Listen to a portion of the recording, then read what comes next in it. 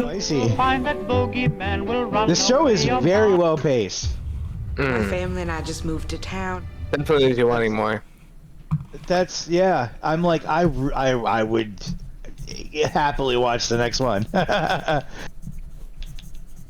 It just keeps you going. I like that. I like that. Yeah.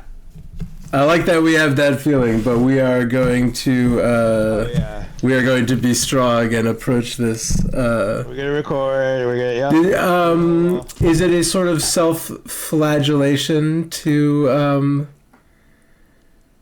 withhold the next episode until a week has gone by? It's been 2 weeks since we watched. I don't know what happened. A lot of things happened last week. It was a gigantic mess. It was an eventful week for I mean, I'm open. Hey, I mean, I'm down. Since we missed a week, do we want a double or? Oh well, no, I wasn't suggesting that. Oh, are you gonna ask me to do that every week? Am I gonna ask you so can we watch another one every week? Yeah, probably, but I know you're gonna be like no. That's right. You're correct. Because also I can't stay up all night. I have got. Yeah, and it is. Yeah, you guys are well. I don't know with Thrash. Where are you? I'm sorry. Where am I? Time zone wise. Time zone. East time zone. Okay. Yeah. So barely an hour ahead of me. Yeah. He's barely in my time zone. I'm. Yeah. Go for 4 hours west, and then it's a completely different thing. You're not quite Midwest. Is that what you're saying? I'm in Michigan. It's pretty Midwest. You're like on a line. Yeah. Yep. You're not central, but you're still considered right off the pinky is where the time zone's at. There's a pinky? The man. Yeah. Oh, is there a little bit of a Is there a little bit of a little? I would call it a thumb, but I think I well, there's a thumb for sure. There's a thumb, and then right around the pinky is Traverse City, I believe, if I'm not mistaken. Oh, sure. Is there a little divot in the edge of the midden where the pinky would be? That I'm kind of picturing. There's that little pinky at the tip, yeah. Michigan is a cool it's a little shaped place. A little dip. Yeah. What's the Upper Peninsula like? It's pretty neat. Yeah, I have family that lived in St. Ignace, and we would go there, and then we go to Mackinac Island. I don't know if y'all are familiar, but it's not very. It's an island where they basically they don't allow the use of cars or motor vehicles. Oh, horse-drawn carriages. Oh, that's okay. Oh. Yeah, that sounds cool. Up there. It's really, really expensive. But when I lived in Chicago, I wanted to visit so many times going up upwards up Michigan and through, and I never got a chance to. I just never. That was I think I stopped in Michigan one time. I think I stopped in Danville, Michigan. Danville. A very small place.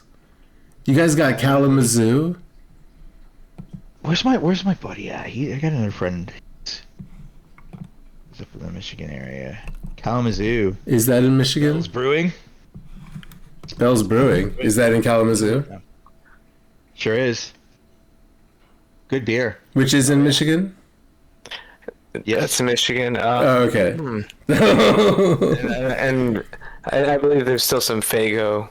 There's still some Faygo. Yeah, there's still some Faygo. OG Faygos? Unfortunately, no. The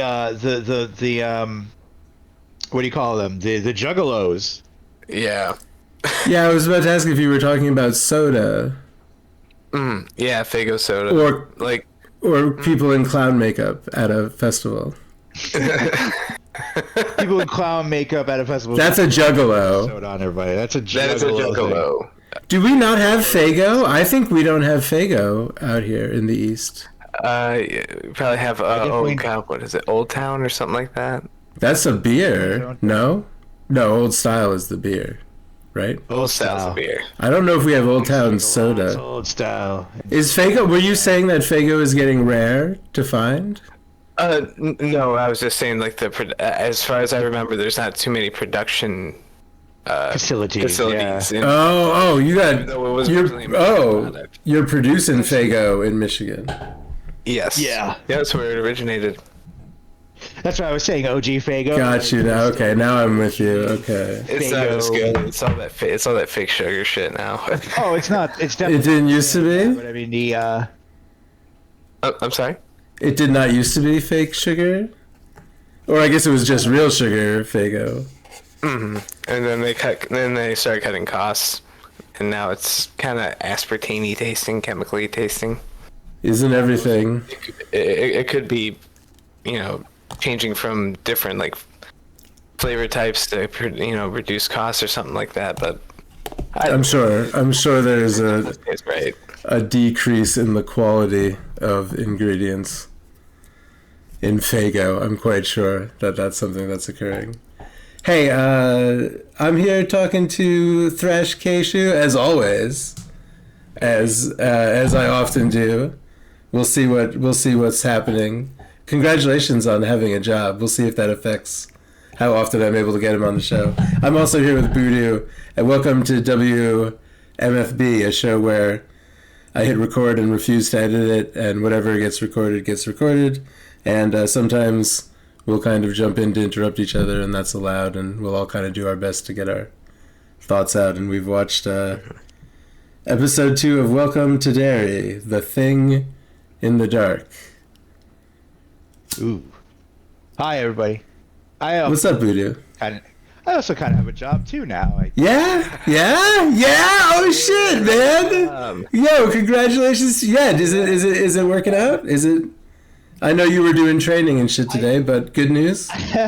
Well, I mean, tomorrow is the big day where I am gonna start. So yeah, well, but good news is that it's it's not past 6:30 Eastern time, I think it is, or 6 Eastern time. So I will be I'll be done with that one. And I can make my own schedule, so I can make. That's cool. Thing. It's very flexible. Yeah. Yeah. That's It's 3-hour blocks. But yeah, I also me and Thrash have we've come up. Well, congratulations, guys. I'm glad that such professional men I can find time in your busy schedules to come and talk about television with me. But seriously, very seriously, congratulations. Yeah. Thank you. The Thing in the Dark. That was the name of the episode, eh? Yeah, it sure was. Shit. That was a good title for it, because I didn't realize that at all. Boy. It really was. I mean, was that referring to the big birth moment scene with more birthing scenes? Oh my god. More birth. The Thing in the Dark is just birth. There's really going to be some birthing going on. I'm thinking, I don't know if I feel like that title really refers to any specific scene. I mean, I guess inside, in the darkness, inside of the birth canal of the scary...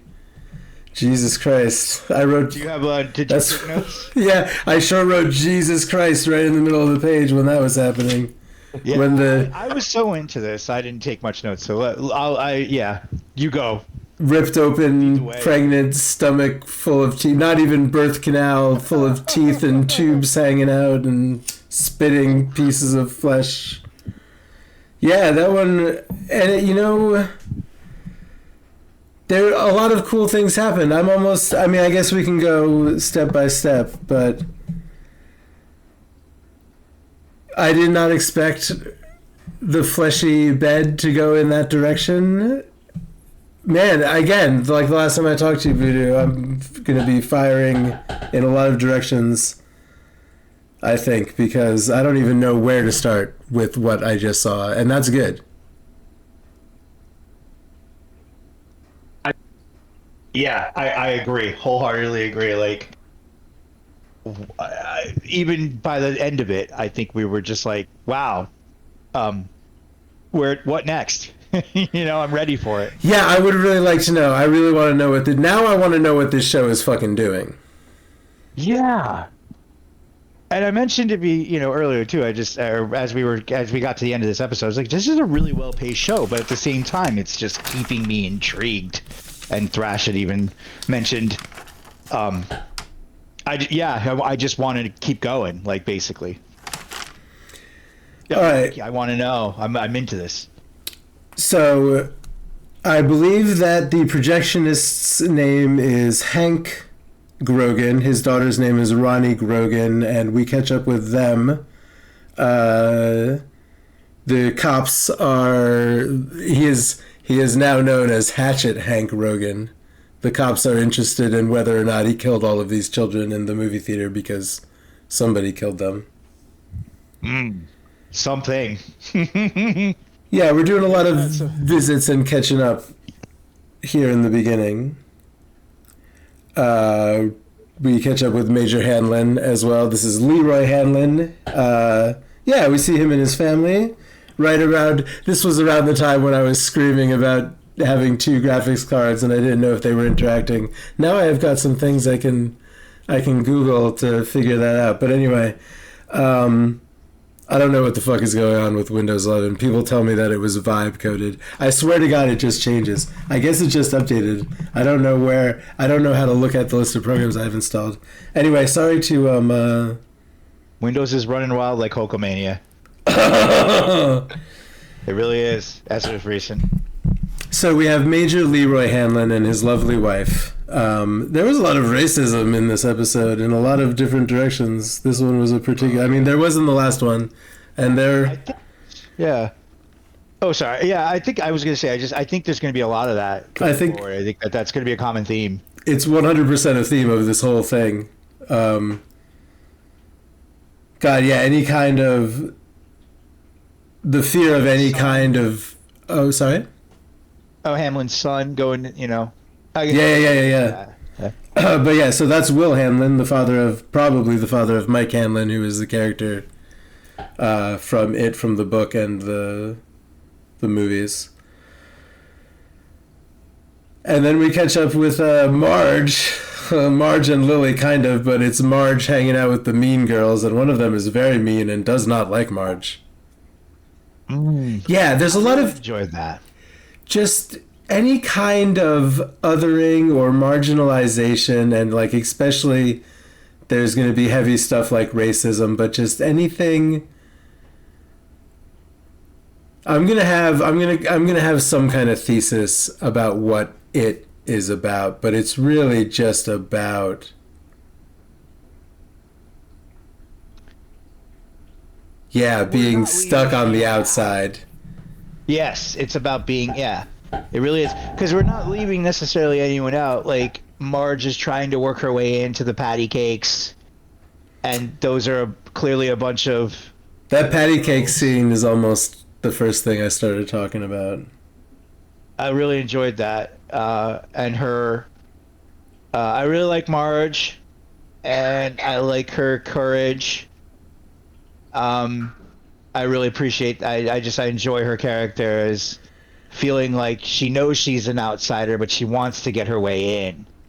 Yeah. And there's definitely conflict with her past, and now she's getting an opportunity to be a part of the in crowd, but she's deeply connected and emotionally connected to the outsiders. The I don't know. They call them they called them something at the lunch table.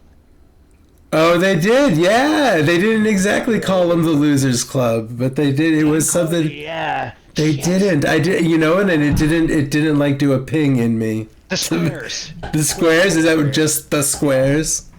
Yeah, they were like, look at the squares table over there, and it was Lily and Ronnie Grogan. And and they were like, oh, look at the squares, and she was just like, Marge was like, fuck, but this is my chance to like, yeah, I'm here. This is her chance to be with the cool kids. And then they sucked her into the patty cakes, and that was really cool. The patty caking really felt like it was, and that's the thing, that's the trick. The patty caking felt like it was going to turn into a horror sequence. Like it was starting to get just too weird. Like it was starting to it was starting to become threatening. which is exactly because there was the happiness of them moving and doing it, and then but there was like this tone underneath it of like that just like, but this shouldn't be okay. But they're like, it was a good mix of both things making me really conflicted. that is what this show should be about. That's what this show should do. And it wasn't even something scary, which is kind of the point. Which is the point that it is just nasty little girls. That even if Pickle Dad wasn't out there, we all have to deal with a gang of nasty little girls. That's what it is. That's what this story is about. That's it right there. And like that scene really like, yeah. That was I loved it. That was almost the first thing I started talking about. That scene was really good. It didn't have to be gross to be uncomfortable.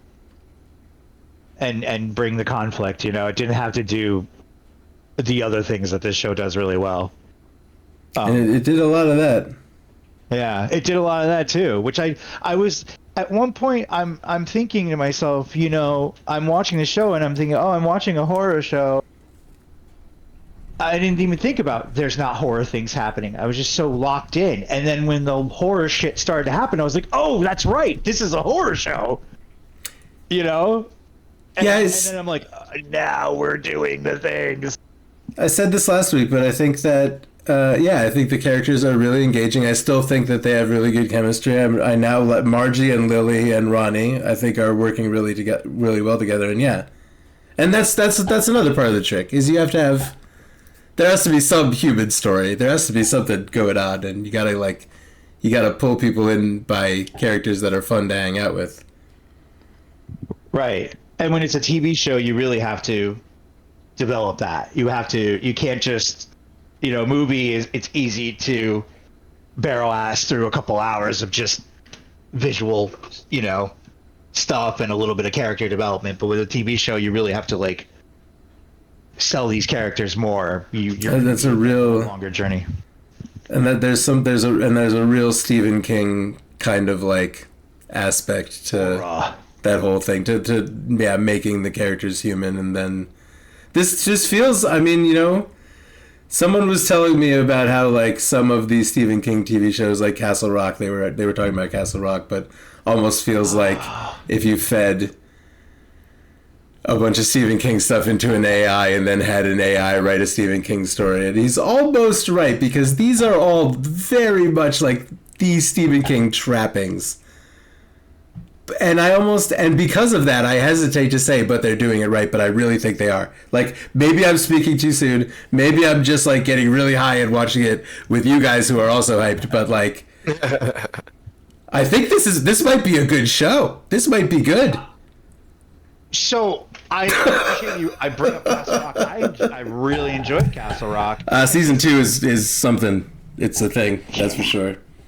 Yeah, and you know, I'm sad that it didn't get to continue. But I mean, a King adjacent or themed, you know, we're talking about here. I mean, I figured, I just kind of, I like that. That was. I do feel like you are right, or whoever said that is right, in that it did feel like it bit through it. But this show feels more like a real, like the care of a king. It feels like someone really likes Stephen King, has read a lot of Stephen King, and especially it. Like, this is really hitting the it notes. The kid getting beaten up in the street and Stan Kirsch going, "Oh, boys will be boys." Like that entire, we're gonna look the other way and people are gonna tear each other apart. And I think you had mentioned, you know, that you know it and stuff should have been made into a show instead of movies, instead of being like shot through a movie format. And I was thinking this in the second episode. I'm like, this is just too much of it. This is almost better than the movies. This is better than these new movies. This is already better. Let me tell you something. You're correct. Yeah. I took a look at the first movie, which is the good one. And the movie is, first movie is good. This is better than both of those so far, in my opinion. Just from 2 episodes, 2 hours. I think you're right. And also, you said this is I think this is a good TV show, and I'm like, me too, man. Holy shit. There's stuff in those movies. There's stuff in the It movies that I kind of feel just filler ass bullshit. feels like someone just that someone just trying to write Stephen King and not quite hitting it. Whereas this show is like really taking its time to, even like I was talking about the direction of I think they're almost elevating the Stephen King visual element. You know, obviously King's writing. Well, this is extremely visual. Yeah. But I'm just, a lot of people have done a lot of Stephen King things movie-wise, right? You know? Oh, yeah. There's a lot of different interpretations. Tons and tons. Yeah. This one is really selling his anxiety, vision, his anxiety, yeah. The underlying nastiness, which is a big part of what I'm talking about, yeah. The underlying nastiness. The base character interactions and dialogues and just kind of the feelings of it's like I feel like I am watching somebody read me a Stephen King book in this show. If you know what I mean? I gotta figure out exactly how much Stephen King had anything to do with or what he thinks about this. But I mean, he advised on it. He did. Gave it its blessing. Yeah, but I believe that was the yeah. He didn't do much to it, but he did advise. Like, I like that. I don't think he had anything to do with the movies, and I do feel like his fingerprints are here. Like, and I feel like whoever wrote and directed and produced this, and again, I could look that up, but I won't right now. But I do feel like someone really likes the work of Stephen King. Many people that made this. I so far, it's giving me a very positive vibe of that type. Yeah, he was like a supportive partner, I think was what they called him. And he is also giving it like his full blessing. He's like, he praised it. He was like, I appreciate this. This is what I like to see. Good to hear. This is good. Yeah, he's into it. So I remember seeing that. But he also allowed, I think, them to play around. Yeah, he sure did. Yeah.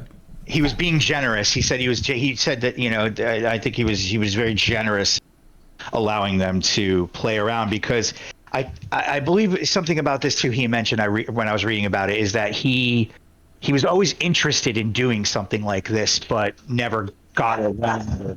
Excuse me. He never got around to doing it. He was never able to get around to doing it or something like that. But he was always interested in making something like this. So he wanted to give people, as the people who created this, he gave them their blessing, and it was like, the godfather of, hey, he approved scripts and directions, I think is what he was involved with. So when they took things to him and he was like, yep, do that. So it does turn out, it looks like, that the gas mask guys were part of some kind of racist hazing. Absolutely, yeah. We discussed that, yeah. Dexter's dad, yeah. This is a racism heavy episode again, but so very specifically, right at the beginning, Dexter's dad is like, we arrested one of the guys. It was that racist guy that said a racist thing to you, and there was some kind of hazing going on. Yeah. Kind of quick, and then we revisit, and then this is very peppered throughout this episode, this little story about Leroy Hanlon, who is the father of Will Hanlon, the father of Mike Hanlon, who appears in it. I know when we left off in the last episode, it was like, where the fuck are we going now? After all this, like after the gas mask guys. After the gas mask guys, after the theater incident, after everything about the last episode. Yeah, like they did so much in that first episode. It felt like it was its own movie, But like, I'm like, okay, so what now? It kind of was. And yeah, it was. It really was its whole thing, especially since we still have Lily and Ronnie, but a big portion of that first episode is deceased. Although we got to see them a little bit in this episode. Motivations, I think, were it was so much. I didn't see exactly what it was because it was so entertaining of an episode. They did so much, and they destroyed. I mean, spoiler alert if you listen to this. I mean, whatever. Yeah, so many people got destroyed in that. That should be part of my little intro. Is that we're gonna spoil anything we talk about, and that's allowed. It's encouraged. So I mean, when something is very specifically spoilery, I'll go out of my way to be like, oh, by the way, don't listen to this. I'm really gonna tell you about the ending of this. But I mean, we're in the second episode of a TV show at this point. Which came out like a year ago. I don't know, but probably months ago at least. No, it was yes, maybe 6 months. Not even. Yeah. Couldn't have been. Yeah. The way, but in today's fast-paced media with the 24-hour news and review coverage going on, you gotta watch. I mean, anyway, what was even the thing we were talking about spoiling? I'm sure it wasn't important. Oh, it's just saying how many people got murdered in the. Oh yeah, I guess the end of the first episode is pretty. Yeah, that could be a spoiler because that was pretty fucking surprising. Well, it makes this whole first episode. Oh, Trash, you have something? Oh, I was just gonna say, like, I think I mentioned this multiple times. The way that they showed that kid splattering against the projection was the most gnarly thing I've seen on a television show in a long time. It's done really well. He almost hangs there like a Looney Tunes character, but for the perfect amount of time, he stays hanging there. Did they show that at the end of the first episode, and we got that again just to make it like really hit? This episode, the very first moments of this episode were a few of the very quick cuts of like each of the deaths in the theater. The one where it was somebody gets splattered, just exploded in air right before the right before the theater wall one. Yeah, somebody gets just maybe that's the tall kid exploded, and it was just like, whoa. And then right after that is the one where they throw the kid at the fucking wall, and that shit just it didn't look like it looks so good. We get a shot from inside the projection booth as well. That was so in episode 1. But yeah, I think it was. I was referring to that. The setup of that episode was like, holy shit! This episode. All these characters get introduced and they all died. Now what? And they were all really good. Like I really do. I think all the character work is incredible here. All of it in both these episodes so far. And this second episode has immediately hooked me in because I'm like, what are we going to do now? And they just had such a great transition to the remaining characters that are left, like, you know, Lily and I like how Marge has one really nasty friend. Ooh, there's one really mean one giving people the finger and shit. Oh, that was so Marge fucking rules.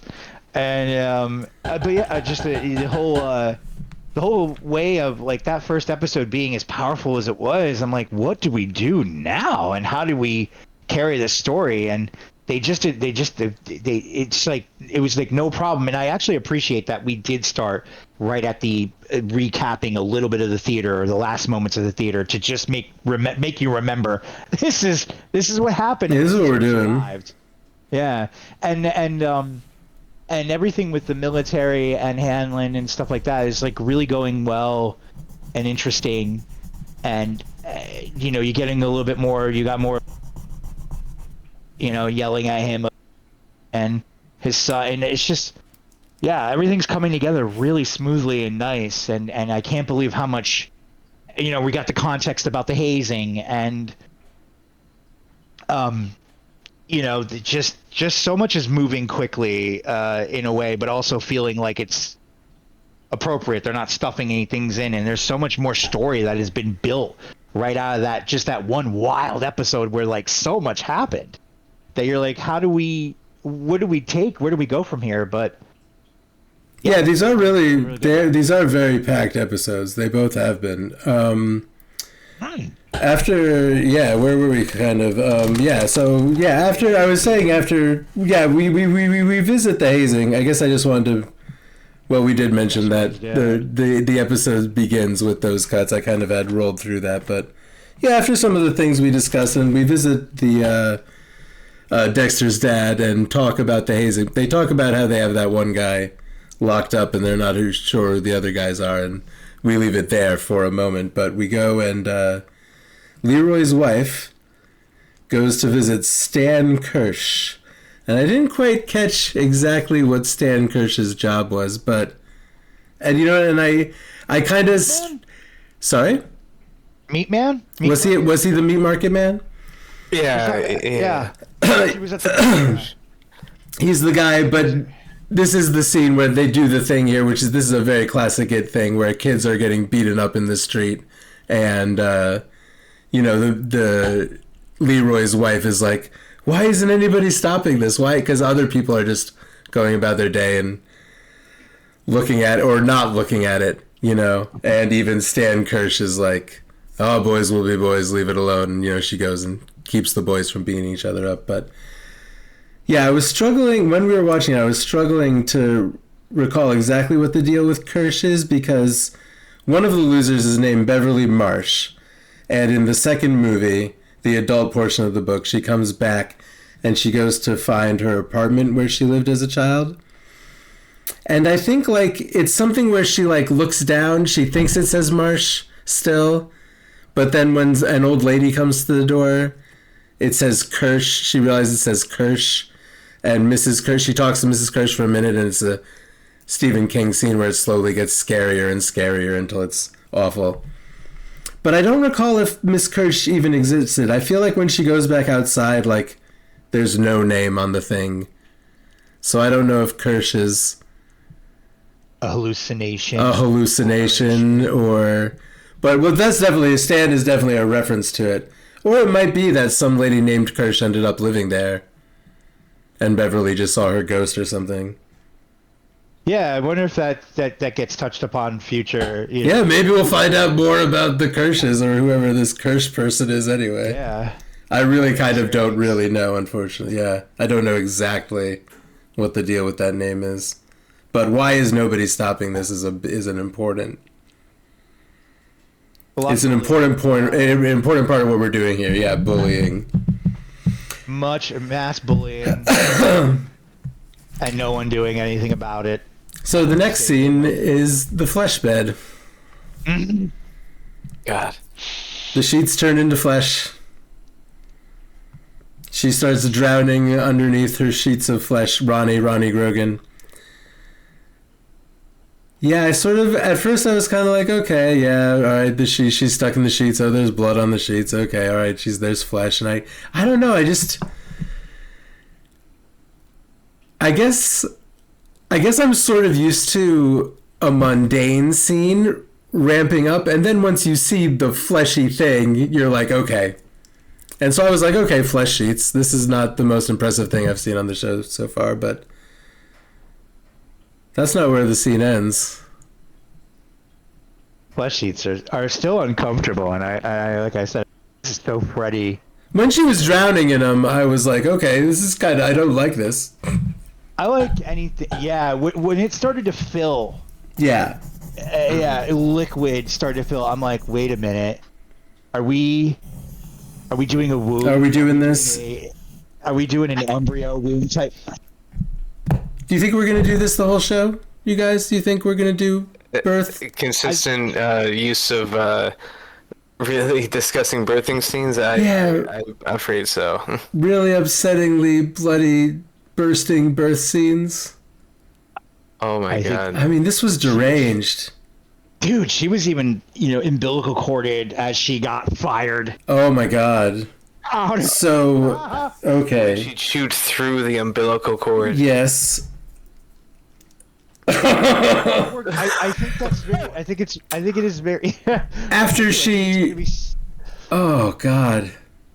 I think it's going to be synonymous with a lot of things going forward. That birth is. There's many angles to birth in this show. This show is signifying the birth of a lot of yeah.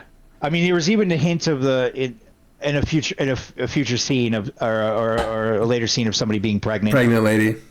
In Lily's moment, we'll get to that. But I do think birth is the ongoing theme here, and then obviously, there were some eyes Yeah. We saw at the end of that moment too. So I do feel like everyone's is going through the torment of birth that he went through, or maybe experienced. Is that this what could we're be? looking at? This could be a Pennywise birthing. Although, Is it I don't know. Pennywise's trauma that they're experiencing, or It's hard. putting that trauma onto that? Like, you know, yeah. I feel like it's more of a, like, if I remember right, the it creature fed off of like fear. Yes, totally. That's what it's doing here. Yeah. It's basically manipulating whatever situation to be basically their worst nightmares, Right. to feed off their fear. And I don't know. Lonnie's fear. Well, she's got some trauma regarding her birth. Something, yeah. We don't know the exact details of her birth, but she's carrying around something that has to do with her birth for sure. So that was a hint towards that. That's Yeah. what that was a, hey, she's got some shit. She's got some baggage about her birth that we just don't quite know about yet, maybe. And I don't quite know where the timeline is because it has changed. Like when they made the movies, it's changed from the timeline in the books. But in the the movies, it itself is giving birth to many little eggs and babies. Right. But I don't know if that. So this could have to do with that. It could be, and I also don't know where we are in the timeline as far as it itself coming into being. But we did see it at the bottom of that toothy uterus. We saw it, looked it in the deadlights. We saw it. Yes, we did. That was great. That was fucking amazing. That whole fucking scene was amazing. There is hats off to the art direction team. Whoever's responsible for this. Team. Maybe the next episode I'll have like something to say about who's responsible for this show. Right now I have no idea. I want to say the name Andy Muschietti, but I don't know. That's some horror guy. He may or may not be involved in this. He might have made the movies. I don't know. I'll find out. Some background research. I'm curious now because all of the scenes in this show that are the horror scenes, immaculate. I mean, I can't point a flaw out in them. There's a trick in this one when she starts so she's under the flesh sheets that turn into the inside of a womb, and she's drowning, and she's pushing her way through and ripping her way out. And at first, it kind of becomes obvious as she's ripping her way out. But I was like, is this more birth imagery? But then it shows just the way the blanket she was under is kind of laying across just two shadows, and then as the camera pans up, it's actually the edges of her headboard that turn into her mother's arms, like the bed, like just as the camera is moving across it, the bed becomes her mother. And her womb is full of teeth, and it's got Pennywise at the bottom of it, and there's guts and intestines. Yeah, and like you said, Ronnie is now connected to it by an umbilical cord. This is some gory shit. Horrifying. She's covered in, just viscera and whatnot, and I mean, damn, way to make it. You got to reach to make me feel uncomfortable with this shit nowadays, because I've just been exposed to so much over and over the years. Yeah, maybe that's it. Maybe I'm just ready for something to try this hard, and I'm like, you know what? Maybe this is something I would have considered goofy at some point, but now I'm like, just fucking gross me out. Well, I love just slam me with it. I love a good gore porn, but I think this is done with care and touch, like a stroke, It's very animated. It's very fantasy. It's like, it's not just someone's arm getting torn off. It's intentional. Like, yeah, there is something going on. It's lore based. Cerebral, yeah. Every layer of this is done. Like, this is a good show. I really didn't think I was going to say that ever. Me neither. Not a second wasted. This is like good, right? Right? Yeah, not a second wasted. Really shocked at how good this has been. Absolutely. Me too. Wow. I was told. Wow. Yeah, but, Wow. fuck, they gotta keep. I did not think. What, just how many episodes? 8, 10? I don't know. I don't even know. They set the bar so fucking high. The next 6 to 8 or whatever that's left. I have high expectations. That opening scene of the whole show, I was just like, okay, all right, I'm here. I kept saying that. Like every scene of this, I kept being like, all right, I'm here for it. I think it's just done in every single scene of those, like that birth scene and the demon and the flying and hitting the fucking roof of the car and all that shit. It was just like executed in such a great way. Like these are It's as a horror, nutbag that I am. This is some of the best that I've It is blocked well, and I'm gonna again say that the use of color is terrific. It's put together well. It's like it is a pleasure to feast my eyes upon it. Jesus Christ. Yeah. I want to dislike this show so bad. I think I wanted to try to find a reason to dislike it too, and I was told by several people who I trust, that are close friends of mine. They were like, dude, it was fantastic. They watched it all week to week when it came out, and was like, it is brilliant. Like it was really good. I'm like, really? Like the It TV show? We did this? The It The It TV show based on new material, non-Stephen King material. Yeah, we're just kind of making up new shit to supplement. Okay, and more multiverses. Yeah, the world needs more multiverses right now. People who I absolutely put my trust in when it comes to especially horror. Well, shit, man.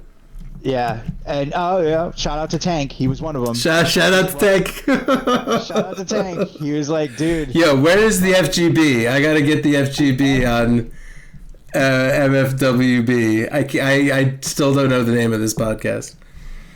It doesn't matter. The MFWB, WBFM, WWWE radio. I don't know, whatever. But you know what? I bet you I actually was like. I'll talk to both of you after this about when I'll talk to both of you next. I think we can get him. I think we can get him in. So down at the bar, there are this chief of police is Chief Clint Bowers, probably the grandfather of Henry Bowers, is the kid that gets lost in the deadlights in the first It movie. The bully kid, Henry Bowers. God damn it. Oh yeah, the one that his hair turned white. Yeah, his hair turns white. They made his dad a cop in the movies. I don't think he was a cop in the book. He might have been. So this is Clint Bowers, who is probably that kid's grandfather. And the public, I don't know if these guys are like part of the town council or one of them is like part of the church or something, but two men in ties are pressuring Clint Bowers to arrest Mr. Grogan, the projectionist, Hatchet Hank Grogan. And they are, I don't know if they're specifically saying racist things, but they certainly got that vibe anyway. It's certainly implied. And in almost a heroic turn, although I'm pretty sure we don't like Clint Bowers, but Clint Bowers says, "This is America." And one of the important men says, "No, it isn't. This is dairy." With the smoke. Yeah. Very appropriate. Yeah, it's dairy. And I was like, ooh. Sleazy councilman shit. Exactly. Sleazy councilman's running the town. Yeah. Telling the cops what to do. Sending the message that like, yeah, this isn't America. This is our town. Kind of some outlaw, like fucking we run this town. This fucking town is fucked up shit, no one cares about what we're doing. No one outside of us cares. Yeah, and also 1968, I'm sure a lot of towns were like that, and I mean that is again, that's one of the many things it is about sort of times in the past where people just got away with this type of behavior. Like we all agree, we as the town don't want this certain element in it, or well curated by the creators that like well curated that this time and this idea actually works really well with this so far. Works really well with this property, with this idea that it actually, it's being explored in a very respectful way to King's work, but also it also is like aligned in the timeline, even if it is new, but it's still very, you know what I mean? Like it's doing a really good job of doing it justice for doing something and using the timeline and the historical aspects of our past. You're talking about how it ties into 1968 historically and what America was like at that time. Yeah, and how it's using that to also like it's not being necessarily like exploited, but it's being used as it's being respected, but also used really well into the it property. They're connecting the two elements very well. Yeah, and I mean, and the original book, takes place in 1958, so it's not like, and a lot of these themes are, I mean, I guess, unfortunately, these types of things, this type of racism and this type of othering and whatever the other term I used earlier is, but I mean, these things also existed, not quite as much, but they did exist in 1988, which I'm not sure if that's exactly when the movie takes place, but... Yeah, part of the point might be that these things existed in all these times, and maybe they bore their teeth in slightly different ways in different times, and that's what this is what I think. At one point, I don't think I was the one that said it. I'm not sure, but somebody said there's a couple things that are somebody said. I don't know who said this, or I don't know where I read this or heard this, but somebody said that Stephen King's It is about everything. And that book is my favorite book, as I've said, and I really agree with that. I think it is about it, or I did at the time, and I've thought about it more. Is it your favorite book? For sure. And I think that many a book. Yeah, okay. So, God damn it. I just with that. All right. Hey. Okay. Continue, which is odd. Continue. Forget what I just said. Jesus Christ. Well, I can't now. Favorite book? Are you gonna go? Oh my God. All right, I'll stop. We'll save that for later. Wow. It's like you were trying to derail me just 3 times, and now it's gone. It is about everything. Right. And... Fuck. Well, it's gone. Okay. So, do you know who Dick Halloran is, you guys? Dick Halloran? I'm trying to remember which character that was. Oh, so there's the 3 guys that get kicked out of the bar, and when they go back to the base, it's like some guard is again doing some racist stuff, and he doesn't want to let him back in, but one of them mentions his name is Dick Halloran. And other things, he's been in Doctor Sleep, if I'm not mistaken. There you go. Dick Halloran is the chef. He's the cook from The Shining, and he has The Shining. So that's why these military guys, are using. They're using him to look for, I guess, 4 beacons that are buried around an object that may or may not be it. I guess is what the military is doing. Does that sound sort of... They're digging a lot of stuff up, and Dick Halloran with The Shining is trying to find the stuff. Right. Yeah, I was going to say, I completely forgot that was that guy's name. Wow. I'm familiar with the Dick Halloran. Yeah. We were talking about it in the episode when he came up. I'm like, Dick, yeah. Yeah. He,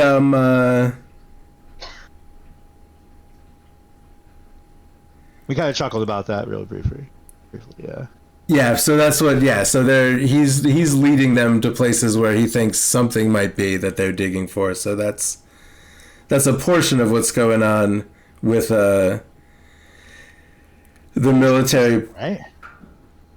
Yeah. Because he's never been cited before things like The Shining or Doctor Sleep, right? Like, well, he is actually a character in It, the novel. Right. He's in It and The Shining. And Doctor Sleep. Doctor Sleep was written many, many, many years after the other two books. He's a legacy character. Yeah. Across many dairy property type things. But yeah, to see him here in this situation, I don't think we ever knew anything about him prior to, or during, should I say? Yeah, and he was in during between certain areas. Sure, and to be clear, he wasn't doing this in It, the novel. He was not. The military was not using his shining. He is in like one chapter, like doing something and escaping from a fire in the novel. Do you think he's not doing this? Shining things in this? Well, he's using. They talked about him having powers that he's using to find these things. It wasn't Dexter's dad. It was another mean guy that came to threaten him and tell him he better use his shining powers. So listen. So I thought to myself, yes, it is about everything. And if there's anything about everything, who was I talking about Evangelion to recently? Oh, probably me. Probably. Well, I mean, we were talking about Evangelion, but oh no, I was saying it to whoever I mentioned before that I was saying something else to me, but now I'm derailing myself. There are three things that are about everything, and they are Stephen King's It, Evangelion, and Eraserhead. And I'm gonna be nice, and I'm gonna say Twin Peaks instead of Eraserhead, because Eraserhead is truly a nightmare. But after thinking about it for longer, this is my thesis. Stephen King's It is about, as well as those other properties, is about everything that we don't talk about. And that is really what's going on in this show. And I really appreciate seeing that in this show. Wait a minute. Did we not? I gotta jam. I'm gonna put the fucking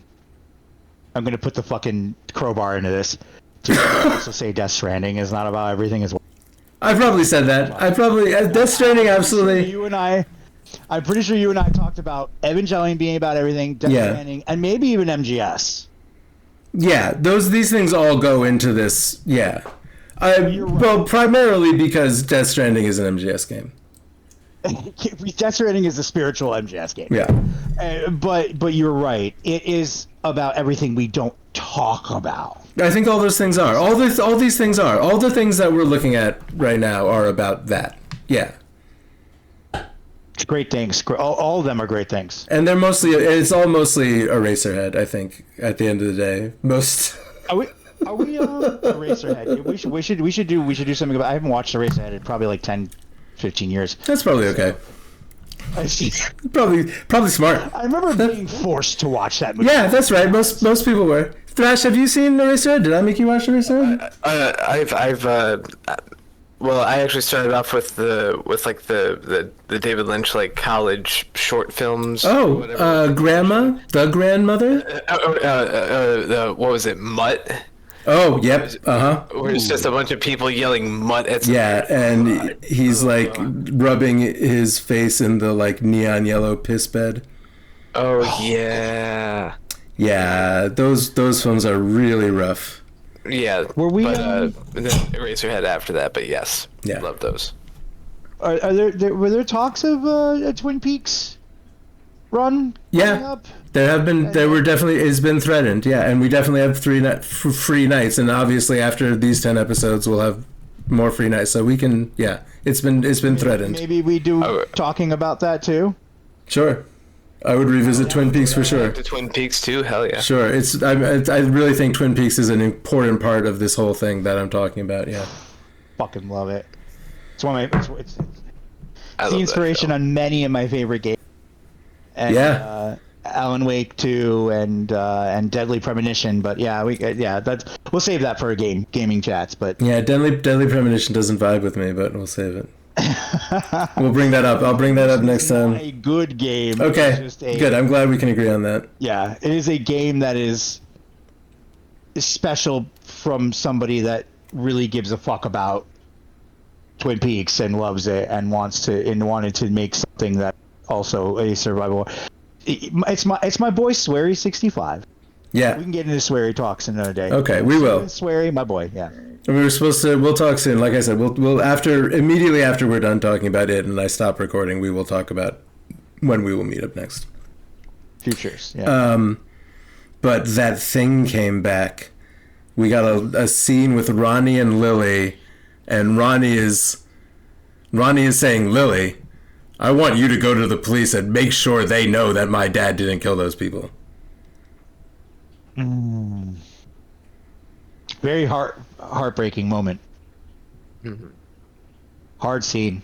Lily doesn't exactly say I can't promise anything, but she's saying I don't know what else to do, and everyone thinks I'm crazy. But there is definitely a sense that, like, Lily, I may have said Ronnie when I meant Lily just now, or I may have changed. I may have said both their names interchangeably, but Lily is the one that is gonna play it safe, and she doesn't want to. She basically says she's not going to stick her neck out to make sure Ronnie's dad doesn't go to. She doesn't exactly say that, but it's almost like it's just telegraphed. Like this scene is basically just telegraphing. It's telling us exactly what we don't want to happen, and that's what's going to happen. This show's good, guys. We get the shot of her being walked out by the by the popo. Walked, yeah. Oh, this is when the weird patty cake is happening, by the way. But that was the patty cake scene? While they're having this tense discussion, yeah. I loved the patty cakes situation. Yeah, that's just it was so good. Just weird shit that causes anxiety just because we know those are the mean girls and like they're the enemy and we're trying to talk about something serious and we're both upset and we're not going to agree about it and just anxiety is that's what Stephen King about it. Like it feels like a Stephen King story because of the way multiple conflicts makes me feel uncomfortable. Yeah. Many anxieties laid over each other. They're doing the patty cakes thing, which should be happy and whatever, but it's awkward because it's happening in that moment where they're having a really bad conversation about like, you need to go tell him that my dad's innocent, and it's just like, you're getting pulled in, different directions at the same time. That's King's writing. I always felt like it was just like I don't know how to deal with this, and how do I process this? And you're getting multiple things being slapped on you at once, and that scene was, I loved that scene. That was great. Did we get the blackboard? I guess we forgot about the blackboard. Oh yeah, that's blackboard art after that. That's when that might be immediately afterwards. Will Hanlon meets Ronnie. They're both in detention. Will meets Rich, a kid in a band uniform eating an empanada, who we immediately like a lot. We all love this character now. We all love a guy eating an empanada in a sharp-looking uniform. With fucking Ben-Hur or fucking Planet of the Apes. Planet of the Apes. One or the other. I think that was a scene from Planet of the Apes, but I could be wrong. There were horses, it looked like. But yeah, we like Will and Rich, these two kids out eating their lunches in the hallway. Rich was eating better than anybody with that empanada, for sure. Oh yeah. That was a homemade empanada. A bully throws a stink bomb, and Will runs full speed down the hall into the same teacher that he fell down in front of when he came into the class earlier. Is that what he did? Did he fall down on his way into the class? But anyway. I think he just barged in. He was set up in the class. I think it was rigged. The desk he sat at. Is that what we're talking about? Yeah, I must have looked away or been writing something down at the moment this happened because I missed whatever rigged. Whatever the teacher was mad about earlier, I missed.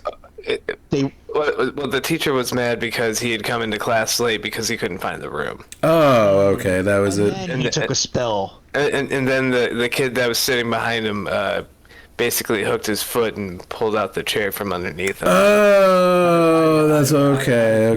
That happened to me a handful of times. Thank you, Thrash. Thank you for actually watching the TV show while me and Buddha were just fucking glazing and fucking jerking off. I knew there was events, but I didn't know the details of the events at that moment. So he and Ronnie are in detention. Why is Ronnie in detention? Dogs were distracting me at that moment. My bad. Ronnie yelled, "This is bullshit" at Lily when. Yes, she sure did. Yes. One teacher was like, "That's not a way a young lady talks," or whatever the hell. You're coming with me. It was a bullshit reason to get detention, you know. Sure was. Usually is, especially in 1968. Especially in 1968, and your dad's Hatchet Hank Grogan. Oh God. There's so many things happening between all of these. Yeah, these have been like action-packed episodes, but there's interconnection between all these characters. Like the characters, like a lot of them get individual scenes meeting each other and kind of establishing their. Yeah, man. Yeah, like the guy fucking the turtle in detention. There's I bet there's other stuff. I should see if I should get a screenshot of that chalkboard, because I bet there's other Easter eggs and things on there other than guy fucking a turtle. There was definitely a couple of written things that I think might have stood out, but guy fucking turtle, tits, the dick. It was so distracting. I think that was the point that I didn't pick up on that whole scene, is because I was so distracted at all of the profanity that was on that fucking blackboard. I was distracted. That guy, that picture of the principal fucking the turtle. It was the principal fucking a turtle. So good. So good. A pristine caricature, I would say. Yes. Whoever did that is going off to art school. Someone in that school is an artist. Yeah. Yeah. Jesus Christ, that was so good. I could honestly, you know what? I'm kind of mad because that scene just disengaged me because of how I got sucked into the profanity on the board. Some of that, but man, they really fucking broke my entire fucking attention span. You don't remember any of the things Will was saying? I vaguely, yeah. He was saying that science is cool and he likes to do science. Oh, he was looking at a double helix. He was looking at a helix, DNA helix or something in the book. I remember that. Oh, really? And she was like, "Oh, you're." Yeah, they showed a picture. They showed a shot of what he was looking at the book, and then he did go on to explain molecular chemical matter of some sort. Yeah, the stink bombs are made from ammonium and something else that comes from the heart of exploding stars or something like. It's the same atmospheres as. Venus and Venus and Jupiter. Yeah, some gas giants, or Jupiter and Neptune, maybe. Yeah. And he said something to the tune of. I might stink, but I feel like I'm covered in stardust or something like that. Boy, Will Hanlon's got a nice attitude. Upbeat little kids. Yeah, some people might be stinky, but I see myself covered in stardust. Really, real terrible things are gonna happen to these children. Oh my goodness, the naivete is gonna just absolutely destroy them. Yeah, they all got away with it this episode. Nobody got killed by a giant baby monster. Yeah, no one died this episode, right? I don't think so. Okay, we no kill count for this one. They they had said so many of the first one, so. Well, before the other thing that happens, Clint Bowers comes and scoops up Lily and tells her they're gonna slap her in the nut house if she doesn't indicate that Hank Grogan was in fact perhaps the killer, and he's able to pressure her into implicating him just enough, and they arrest him. She's already been there before, right? Or she was. She's already been questioned. I don't know if she was she in the police station already? Probably. No, the Nut House. The Nut. Oh, she's been to Juniper Hill, the Nut House. Yeah, the Nut House. That's not a very that's not a very politically correct term to use for Juniper Hill. But yeah, but no, she's been there after her father was turned into pickles. Right. She's like, I don't want to fucking go back to there. That sucks. But before we get to the pickle room, actually... The pickle room. The pickle room. That's not even what I meant to... Wow, the pickle room. But she was kind of in the pickle room, wasn't she? She was in the pickle room. But before we get to the pickle room, we get a little bit more with Major Hanlon, because he interrogates the guy that I guess confessed about doing the racist hazing, and that guy is unable to put a bunch of bullets in some Korean gun or Russian gun and get it ready to fire. Boy, I did a bad job of explaining that scene. Wait. Yeah. He, did you want to try? No, I'm letting my beef. You got puppies? React. That's cool. Yeah. They're just being puppies. Yeah. Well, anyway, Masters. Bad idea. I don't think you. if you've seen it, that was a fine explanation of the scene. It was pretty straightforward. Yeah. The guy that confessed to doing racist hazing was not, in fact, doing any racist hazing. He's just a racist shithead. But Dexter's dad... Gun.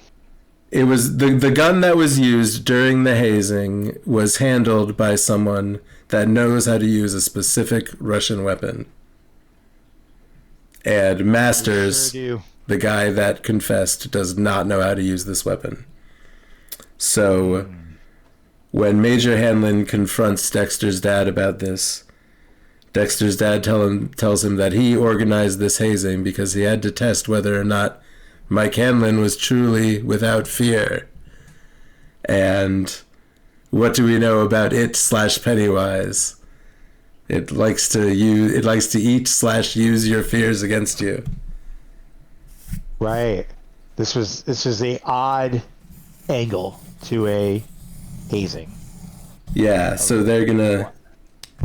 Yeah. Really uncomfortable, yeah. They're gonna use this fearless man to help them find Pennywise. He has a brain injury. He got a brain injury in Korea that makes him have no fear. Interesting. Yeah. Not unbelievable, but certainly unique. And I think, but it's a good plot device for him. It seems like it works. It's not seeming... that's the thing too, is it says is that we went from episode 1 to 2. It's like, okay, what are we doing now? Understand more about him, and this plot device is that, okay, well, maybe he's the key to all this. Somebody has to be, right? Like, how do we describe this? How do we There's, you mean as far as this particular plot line coming together? How do we find a way to have somebody confront it, or Pennywise, because it's just like it's almost like Freddy in a way, but like, or maybe Freddy was really inspired by it. I don't know. Either way, I love Nightmare. Yeah, I don't know where the timeline is really. Yeah, but yeah, it reminds me a lot of. Hey, could you, Voodoo? Hey, Voodoo. Hey, Voodoo. Yes. Could you disconnect and reconnect? Just do me a favor and just come right back. Yes. Sometimes with what he's doing, sometimes some clipping. Yeah, I find that sometimes the reconnecting will hopefully fix that. No worries. Oh man, yeah, but there's a couple things in the grocery store maze that ends up happening. That whole thing just made me so uncomfortable. Really, yeah, and that's sort of ramping up Welcome back, Voodoo.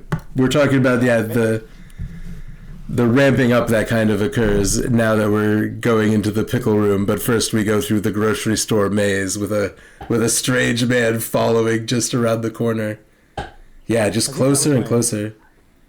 My favorite scene of the show, of this episode, should I say? Not of the show, but of this episode was the particularly the maze part where it's getting creepy. Yeah, because it's particularly the creepy tiptoeing guy. I loved, yeah. Oh. That was a good dairy guy. That was a good guy. That guy was really. He wasn't a good guy, but that was a good example of a guy you meet in dairy. Like that guy was really good. The way she kept walking by the cereal again and again. There's a pregnant lady. And they were, and then but they kept, she was going through the maze, but she kept going by the cereal aisle again and again, and eventually, and he was in the background in the first shot, looking at the pickles. Yeah, you're right. It was the first time she walked past the pickles. Yep. I called that out. Yeah, I was like, oh, he's pickle man. Pickle man. I was like, please don't make me eat pickles because I love pickles. Oh my god, that fucking pickle man. Fucking brilliant. Like, again, just great acting, great shots, great cinematography, like the whole thing, the sound, the design, like however they put that all together, they really did a great job of making it feel so cumbersome. And I feel like I've used the word anxiety about 15 times now, but I mean, that's really what the point is and what we're doing here. Yeah, it's weird how much I hate anxiety, but when people display it and depict it in shows correctly, I'm like, I love this. It's the pacing, and I keep repeating myself about the way it ramps up, but it's really like it's doing it correctly. All my favorite things recently have been like, man, you're doing anxiety really well. Yeah, you should probably watch Beau is Afraid, I think. Ooh. I've never seen that. Yeah, Twin Peaks. I've been told that I would like that. It's incredible. I also love, what's his face? Joaquin Phoenix? Phoenix, yeah. Yeah, you know what? Good call. I should do that. I should put that on my list. Thank you. So in the grocery store maze is where we see the dead kids again from episode 1. Now they're on the cereal boxes, and that was really cool. I liked it a lot. Great call. Yeah. I love seeing Faces Decade. Yeah, that was rad. There's a lot of that sort of thing, like seeing previous kills show up in the scare. Like seeing either images of previously killed kids or the previous killed kids just showing up. Some kind of. Did Maddie show up dead in the last episode? Did we see him for a moment, like, as a dead kid? It doesn't matter. I'm talking about episode 1 now. I was going to say it just kind of reminds me of the milk carton element. Sure. Yep. Almost. It's a reference to. Totally. I don't know. Maybe I'm looking too far into it, but that just like that thoughtfulness being put into it. It's something so simple, but yeah, it's so effective. And I loved how, when she was looking at them, then their faces started to like mutate and turn into their corpse faces or whatever the fuck. It was just a classic. Every touch.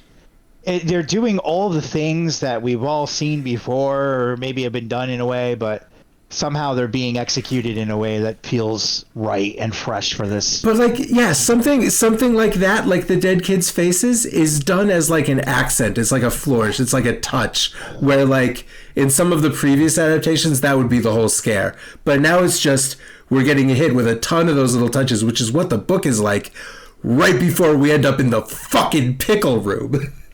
Oh, pickle room. So much build-up too, in a right way. And that is why this is good. That's why Beau is Afraid is good. That's why good things are good, because they do this ramp up right. They tease your dick in the correct ratio. What is good? The correct. Oh Jesus Christ! Yeah.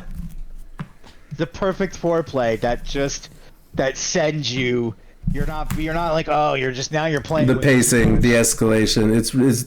They're hitting it. They're hitting whatever that secret chord is, that invisible timeline. I feel like the consistency is here since episodes 1 and 2. We can't lose this now, right? Like, this is going to be the rest of the show. I really hope that this is the rest of the show. It's rolling right along. Like, it's ripping right along. I do want to watch the 3rd episode. I'm fucking chomping at the bit for this. Same thing with the last one too, where like it left me so thirsty.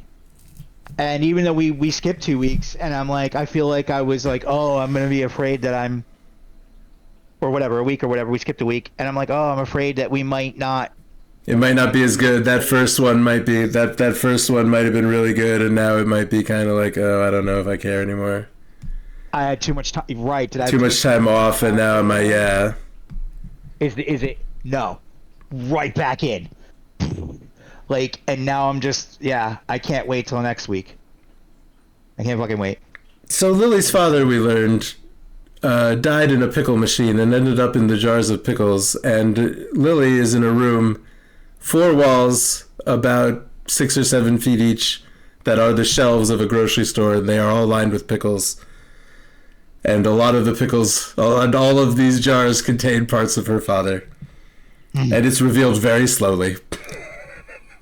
It's hellish. Oh, and even... It is hellish. That's correct. Even as his face is still in the jar. I don't think you have to eat pickles. I don't know. It makes me feel uncomfortable about pickles, and now I think it's very unlikely. It's very unlikely that the next jar of pickles you open will have a human finger in it. It's very unlikely. It almost never happens. But do you not think that I might not look? But the next jar of pickles I look at, I might look at it in a way. You might look at it for a little bit too long. Yeah. until pickles don't look appetizing. I actually, you know what? I'll say a silent prayer for you, because I hope that you do not lose your taste for pickles because of thinking about this episode. Because, some of those jars had hands in them. One of them had his face, 3 parts of his face. Sliced, like chopped head. Did he want to come out and give her a kiss? Is that what was going on? He wanted kisses from her? Give daddy a kiss. It just turned into like a creepy, like almost like an octopus sort of thing. Blob of intestines and strips of flesh, strips of pickled dad flesh, strips of pickled dad. Because it's not like, so if anyone is listening to this and has not watched the episode and understands and is down for spoilers, it's not what we're his body parts do not form back into a man. His body parts don't come out of the pickle jars and become a man. They become a pile of body parts that is trying to climb up her and ask her for a kiss. It mostly has a face. It's great imagery. It gives me some really great 80s horror. You know what this does? Really, the Blobby. The Nightmare on Elm Street comparison is really apt, because it's like fantasy horror. It's like really lore heavy, and every scene is dense with nightmare shit. We're attacking everything that's in you that makes it you, and that's remember about. The foot, the way the foot looked on it, it was like awkward. It was like he was just this weird mush thing, but his face and his, and it's just like, even though it was just like this kind of blobbish thing on the ground coming towards you, it was like revolting, horrifying. Again, the CG people. That was the most. The CG is just good enough. Like, it's just, it's good enough at this point that you don't notice that it's intrusive CG bullshit. Like, it's good enough to be a horrible blob man, and like squirming. Yeah. It really, CG is like it's like now people are doing other weird, stupid things, and now it's like CG is just kind of run of the mill, and it just looks fine now. I honestly think the CG looks fine. Sometimes I think CG things happen and we just laugh at it because it's like, it's like, Jesus Christ, that's terrible. Yeah. That one was like, oh God, like, oh yes, you're getting me to feel really uncomfortable about this, and I feel Lily's fucking terror right now. I was standing there and I saw that. Maybe I'm diminishing the work a little bit by saying, like, CG, whatever, I don't care. But maybe this is actually, maybe what I should be saying is that this CG is done so well that I don't even notice that it's, like, layered on animation over whatever. I don't notice that it's CG. So, good. So, good job. So, this show fucking rules. Great. Good job. My brain always, playing all the games that I do and shit, and there's just CG packed and all that. Everything is CG packed in the game. Sure. So when I watch something practical and I see something practical, I get very excited, like the bed sheet, like the flesh sheets, where she ripped through the flesh sheets. And I was like, it's such a Western. God, boy, we're going to do a lot of fucking pregnant ass panty bursting in this fucking show. We've already seen at least 3 to 4 pregnant nightmare images. Pickle, yeah. That pickle, I loved. I think that might be my favorite moment of this. Pickle Dad. That whole. Yeah, I don't even know how much of that sequence to include because the whole extended sequence was brilliant. The Pickle Dad part alone was grotesque, and it was it was perfect ramping, and so much of it was good. Didn't even see it coming either when she was, I should have known better. Oh, we're going to throw her in a shopping, in a mart, in the grocery store. Some kind of shopping nightmare. Oh, there's a strange man. Strange man's following her. She's stressed out about, the cops and stuff. And now there's a creepy stalker and, oh, fuck. Well, now Pickle Dad's here. It built so well. Yeah. It happens one thing after the next one. Oh God. There he is. Oh, and it developed in such a great way, and then the climax of that moment was fucking great. Just like I feel like Lonnie's moment was too. I think it's Ronnie. Or Ronnie. I'm sorry, Ronnie. Ronnie's moments were just fucking insane. I feel like Pickle Dad, but they were both insane. They were both Pickle Dad and Bed. I guess I'm just gonna say Bed Mom because I could say much more horrifying things. She was the bed. Mom was the bed, but I could call her gaping dragon, shark-lined teeth, horrifying womb with Pennywise inside of it. Mom. Good show. I guess kind of close the idea where I mentioned this too, where both of those scenes after both of those scenes happened, I was just like. We're getting the quality over quantity aspect here. Like they're not overdoing it. They're giving us like the right moments. They're executing them at the perfect moments, and they're giving us just we're impressed with every scene so far. 2 really scary moments for 2 main characters. Yeah. Yep. The quality over quantity is here, and I love that. It's easy to go overboard. It's easy to just throw blood at the screen, throw horrifying shit at the screen time and time again, and and then it gets old. But like this show is really respecting the idea of it, and just delivering really quality moments where they are actually curating these fucking horrifying moments instead of just being like, yeah, we're gonna chop somebody's arm off like you would say. Yeah. It's not about that. It's more about like dipping into it, making shit gross and horrifying, but also. It doesn't have to be ultra violent to do that. It just has to be reminiscent of people's terror and their trauma, and those traumas are being exploited, obviously by, the master of that, I guess, right? Pennywise is a Freddy-like character who preys on your fucking fears. So yeah, well, I like Freddy. These are fucking cool. These are fucking cool moments, and I almost think they're cooler than most so far. Cooler than what's been done in the movies. Yeah, I'm inclined to agree, and maybe I will watch. Maybe I will. I don't know. I'm gonna watch them again someday, I guess. I don't know if I don't know if we were recording when I said I watched the first one, but I don't know. There's so much of them that I just don't. There's so much of of both movies I just don't vibe with, including basically anything they inserted in the new one, in the first one. I'm hoping that this show makes those things better, but at the same time, I don't know how that maybe happens because there is such a gap.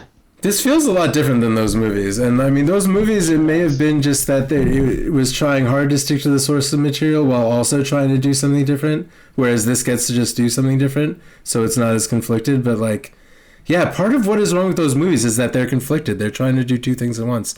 Well, they split a book doing two things at once into two movies to do one thing at a time, but then both movies are doing two things at once. The two things being adapting a very old book and also trying to put in modern horrors into it, and they just don't mesh. It's a mess. You're right. Yeah, it's like even 3 movies. I don't think. I mean, and I would. No, it would have to. It's got to be a TV show. It always had to be a TV show, and here it is. And it's not what I wanted, but it's you know. I'm sure there's a proverb or a Rolling Stones song or something about my situation. It's not the it visual media that we wanted in terms of the books being adapted, but it is very damn close with what we could have asked for if they were to be done in a way. This is probably the closest thing we could. You know what I mean? Like. If we were to get the books adapted in a way that we would like to in a TV show, this would be what it would ideally kind of be like. But we have a new story with new things. Kind of. This is fine. And that's fine.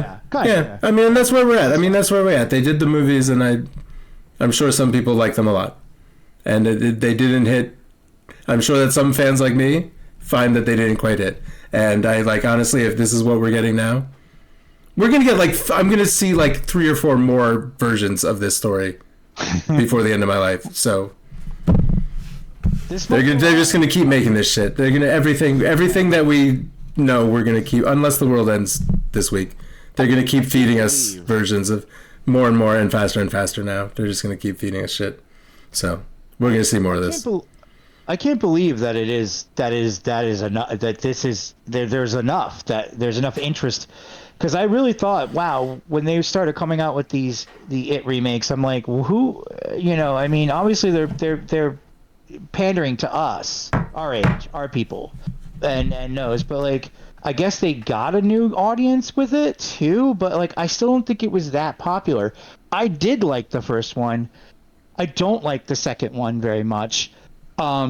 And now I'm feeling like maybe I need to go back and watch the first one again, because I don't even think I'm going to, now that this show is, even though 2 episodes in, I think it's making me feel like, man, you guys really fucked up big time now with the 2 movies. Now, I don't even know if I like the first one as much. I do not know. The reason I have a problem with the reason I have any problem with any of them, but a lot of people like the first movie. The reason I might dislike it may only be because I like the book so much. It might be because I was like, this is not like the book, I don't want to like it. And I don't know. Strays. I don't know if that's the case or not.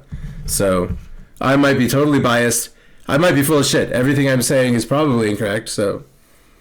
But you know what's cool about this show is that it allows us to probably supplement it to the books a little bit more than whereas the remake movies, we'll kind of see. Yeah, you know what I mean? We're not doing any retconning or revisionism like the movies did, but then again, we're still acknowledging. Right, and that's the thing, is because this is completely outside of the movie at this point. It's completely outside of the original timeline. It's completely not part, and this is probably technically the movie universe. And I happen to know that we see at least an image of Finn Wolfhard, so this is the movie universe. Okay. But it doesn't feel that way, because even those movies feel wonky to me. Again, it might just be because of me. So this might be the perfect balance between a new product and maybe maybe I didn't know that this is what I wanted. Maybe really maybe. Yeah. It is awesome. I got a few connections to other things that are very loose. The ones I'm gonna the loosest is SpaghettiOs. There were a lot of SpaghettiOs, and it was even mentioned, and SpaghettiOs feature SpaghettiOs. Yeah, SpaghettiOs are very, very disgustingly prevalent in a book called The Regulators. There are SpaghettiOs all over the place. It's disgusting. I don't know exactly what captures time. You know, a popular, like little popular. You know what I mean? Like SpaghettiOs was really popular. I'm assuming at that time. In those years. Product, very relevant. But sure, probably. I mean, obviously, I don't. is a timeless product, but yeah. odd? To what? 1968? Well, yeah. Like, when did spaghetti was out? Like, in what, in the 50s, maybe? Probably. I'm just saying, SpaghettiOs. I associate SpaghettiOs with something very old that's still been around. It's a classic brand. It certainly has been around throughout. I'm sure, yeah, that it was around in the 50s, even in the 60s. But nobody I know eats SpaghettiOs anymore. But I think you don't eat SpaghettiOs. I don't. I'll eat Chef Boyardee, but I won't eat SpaghettiOs. Is it because you read the regulators? Yes. I don't want anything to do with SpaghettiOs. I don't know what calumet is. I don't know if it's a type of cereal, but it's got a Native American headdress man. Calumet is a type of baking soda, if I remember. Oh yeah, is it? Yes. It was actually featured in The Shining. Sure was. The dry stock Thrash area. facts. There you go. Thrash facts. With who? With who? Thrash. That was the. Wait, I'm sorry. With who? Yeah, with Dick Halloran. With Dick The guy that's in this episode. Mm-hmm. Yeah, that's absolutely it's right. Full circle. So calumet. That stuff obviously was all over the shelves in the grocery store here. But yeah, featured in The Shining, and again probably around. I guess The Shining, the movie probably takes place around the 80s, but I feel like the book may. I don't know. I feel like the book was probably around 1978 or so, but I'm sure that brand was, a very staple brand around the 70s and 60s. And SpaghettiOs. Franco-American. oh, yeah, you got some. 1965. Oh! Yeah. Invented right over. This is the invention of SpaghettiOs. That's what I mean. It's like such a awkwardly awesome choice to have that be pressured on, because they were really, SpaghettiOs was big at that time, apparently, right? I mean, it must have been. I'm sure that was a time of look at the new brand, look at the new thing, look at this thing we have packaged. You could have dinner in a can, and it's spaghetti and rings. Yep. In 30 years, a horrible man's gonna write a horrible book about a kid slurping down SpaghettiOs and blowing up people's brains or whatever. I love that. That's of using that, and and King being somebody who's used that as and this was those little reality nuances and stuff targeted at kids. Spoon only eating and. It was an immediate hit, apparently. I mean, that's why it still exists today. How the fuck does SpaghettiOs still exist today? Who fuck knows? But I eat a can of SpaghettiOs from time to time. I'm not adverse to. I don't turn my nose up at a can of SpaghettiOs. I'll immediately turn my nose up. Yeah. No, it's only Chef Boyardee ravioli. That's it. Oh, hey, you know what? I mean, that's nothing wrong with that. That's pepperoni, overstuffed ravs. Yep. Or all right. I'll fuck with SpaghettiOs with hot dogs. I'll fuck with a SpaghettiO with hot dogs. Okay. Frank's. All right. That's the one I'll fuck with. Okay, I can't. Yeah. You're not incorrect. That's not a wrong opinion to have. That's a banger. Yeah, that's good shit. Better too. Well, I mean, you know what? SpaghettiOs comes in Frank's Red Hot flavor. Like all the hot dog comes in Frank's Red Hot, the normal. Stop! I love Frank. Oh, now we're on, huh? Now that changes things. Now I'm not. I've turned I've turned the heel on SpaghettiOs. I'm looking for Frank's Red Hot SpaghettiOs today. So again, is it good? Is it good? Yes. Did you have it? Yeah. Yeah. SpaghettiOs are good. You know what? You know what? Fuck it, man. SpaghettiOs are good. Let's go. All right. We're being honest. SpaghettiOs are good for 98 cents a can, or whatever it is, and you need a quick fix. You need to throw something on the pot real quick. Yeah, I feel you. it's usually like I said, I'm more of a Boyardee boy. I'm more Okay. of a Boyardee. Okay. That's all. Then Franco.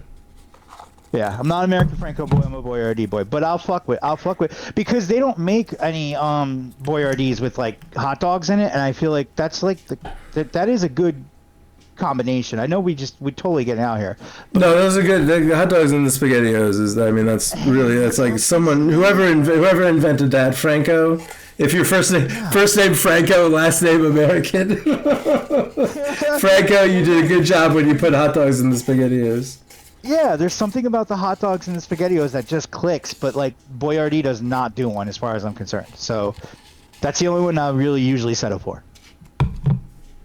So I don't know exactly where we are in the timeline because it's different, but in the book, at the end of every cycle, like it comes back every 27 years and it kills a bunch of kids, but at the end of the summer it always has some big event that it causes to happen. In the movies they mention a couple times that one of them was like, and in fact in that intro scene we saw like the Easter Bunny flying through the air and kids like burning and flying through the air at an explosion that happened on Easter Day was one of these events. And one of these events very early on in like the 20s was like a bunch of the men in town heard that some wanted gangsters were coming to town to like buy supplies, and all the men went out while these gangsters were coming through town, and they all like, you know, with many shotguns like massacred these guys in the street, and then I guess hid their car in the bottom of the lake, and it looks like Dick Halloran found it at the end of this episode. That's what it looks like was going on. Yeah, holy shit. I mean, that's what I was. That's which if you've not read the book, it has no. Yeah, you would not know at all.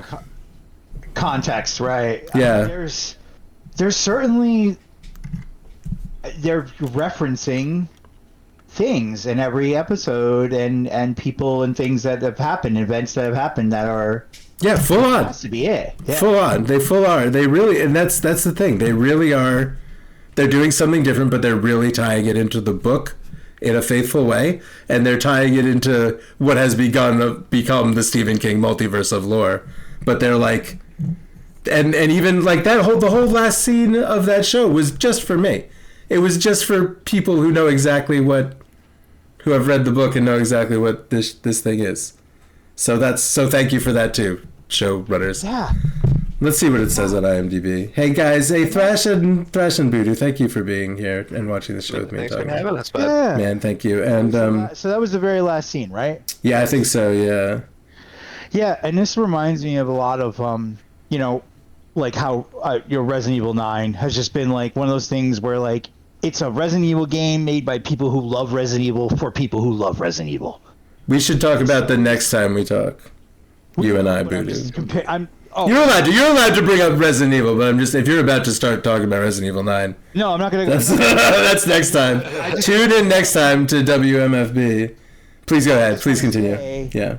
I just want to say, no, because you were like, dude, this show is being faithful, and it's like they're building on things, and they're taking things that we love or you know about if you're a fan, and you could tell that it's somebody. You were saying this before. You were like, oh, this is somebody who loves Stephen King stuff. Yeah. This is somebody who absolutely fucking. That's Jason Fuchs, by the way.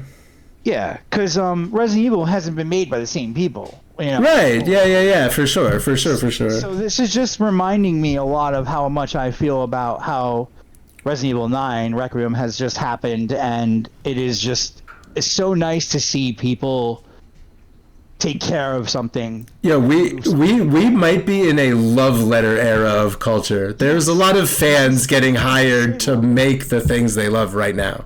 A lot of that is going on. A long fucking time to get the right people to do these things, but I think you're right. We are in an era. Sometimes it's going to go wrong. This is good. It is. It's not always going to go right, yeah.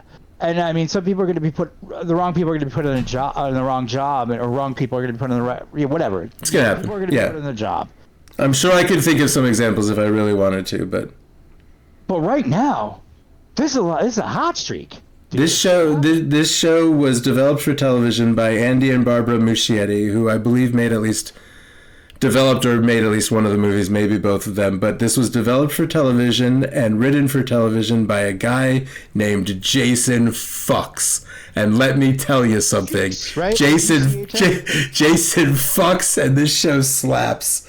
And it's going to be 9 episodes long. Let's go. Let's go. Great times, everybody. I'm excited for more. If either of you, if either of you would like to give final thoughts before I stop recording, but I'm going to ask both of you like when we're going to talk again. But let's have, anything else? No, man. I'm just happy to be here. I'm grateful for having an opportunity to yap and enjoy a really cool TV show so far. So that's my piece. I'm looking forward to hanging out with you guys for more. Yeah, no final thoughts here. I mean, the entire episode kind of just, besides everything that we discussed, like the episodes have just spoken for themselves, and I'm absolutely shocked that I'm falling in love with this series so quickly. Awesome. Yeah.